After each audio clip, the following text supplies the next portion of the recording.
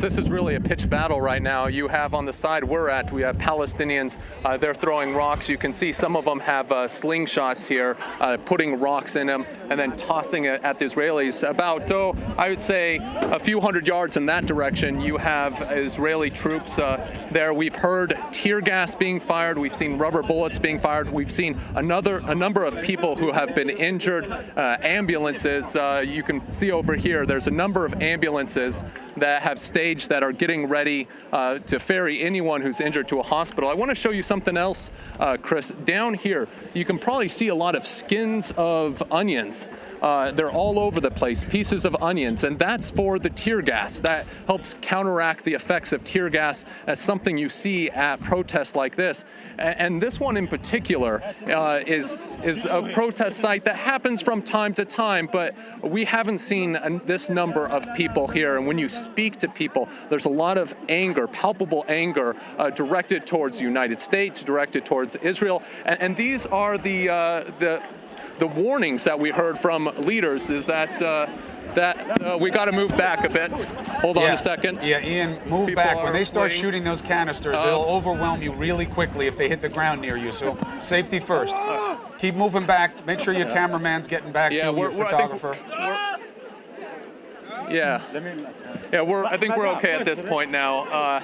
You get these kind of situations where you get a couple people start running in, and you got that herd where everyone starts running. That does create that dangerous situation. This is a situation that a lot of leaders in the region warned about, that you could stoke violence and stoke tensions like this, and this is really what we're seeing play out here in Ramallah. Yeah, we've heard that. I mean, look, this is what yesterday we reported on, that there were some Palestinian leaders, some was just grassroots movement that called for 3 days of rage in reaction to what President Trump had said. Do you get a sense, Ian, and maybe you can't because you're there and so consumed, but is it just Ramallah? Or is it stretching, that the 3 days of rage, is it stretching across the region?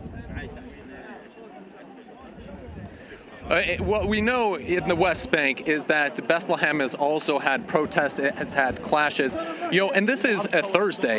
Fridays are usually the main days of protest here. And so if we're seeing this many people come out on a Thursday, you could expect to see something similar on Friday. Now, today, Palestinians did call for a strike. Businesses are closed, schools are closed, and you're seeing a lot of people go out in the street and voice their anger. Over here, I want to just show you this. This is kind of what you're seeing, the tires that they're burning, and that's what's creating this thick black smoke that you see in the distance here. Also, an ambulance over here. It looks like someone was injured.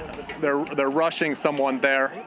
But this is really the scene. This is the reality here in this part of Ramallah, where we're going to move back some more now. Yeah, hey, Ian. All right. Listen, get to safety, bud. We get the sense of what's happening on the ground. You let us know if the situation changes, but stay safe, all right? We hear them firing the tear gas. Get out of there. Tear gas is coming in. Get out of there. All right. Yep, we're out.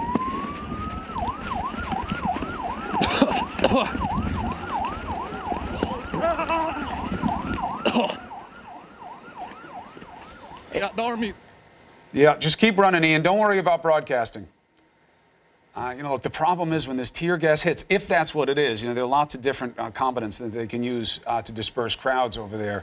It hits you so fast, and you can't move anymore. It literally freezes you in place. I don't care how many onions you have. And there's a mixed bag with those tires also. They create almost instant thick black smoke. Yeah. It's a distraction, but it also removes the field of vision from the military on the other side. And very often it becomes a reason for return of force. You can see people there struggling afterwards. Let's check in with Ian. How's Ian? Can you hear us? Okay. Right. Ian, how are you? All right. Yeah, I can hear you. What's happening? Hey, I'm all right. We're okay. They just released a volley of tear gas towards the protesters, usually from one of their trucks. Oh, watch out, we got an ambulance coming through.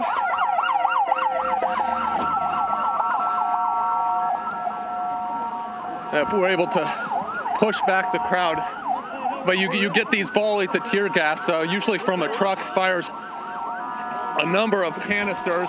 We got to move off this side again. Ambulance coming through. Is he watching?